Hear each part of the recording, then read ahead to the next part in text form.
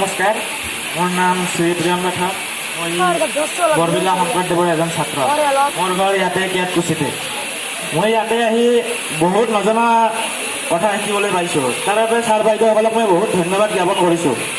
যে ছাৰক লৈ মই এটাই প্ৰশ্ন আছিল, মোক ঘৰৰ পৰা সকলোৱে কয় যে ডাক্তৰ হওক, ইঞ্জিনিয়াৰ হওক, UPSC লাইন ল, প্ৰফেচাৰ হওক, বহুতে বিভিন্ন ধৰণৰ লাইনৰ কথা কয়।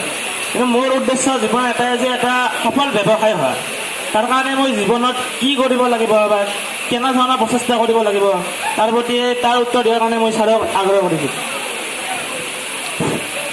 এতিয়া মই কৈছিলোঁৱে, যেতিয়া শনিবাৰে ফোন কৰিবা, ফোনটো লাউড স্পীকাৰত দিব লাগিব।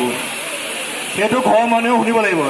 এতিয়া কৈছে ব্যৱসায়ী হ'ম বুলি, সফল ব্যৱসায়ী বুলি কি কৰিব লাগিব?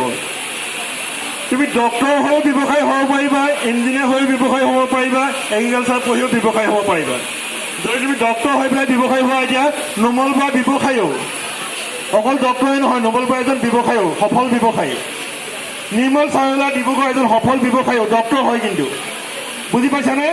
তুমি ঘৰৰ পৰা কৈছা ডক্টৰ হৈ পেলাই তুমি ডক্টৰ হৈ দিছা, ঘৰত কৈছে কাৰণে তুমি আৰু ব্যৱসায়ী হ'ব পাৰিবা। তোমাৰ মা দেউতাৰ সপোনো ফুলফিল হ'ল, তোমাৰ সপোনো ফুলফিল হ'ব পাৰে। গতিকে গম পালা, দুটাই ফুলফিল হ'ব পাৰে, কাৰণ তোমাৰ ভালো লাগিব।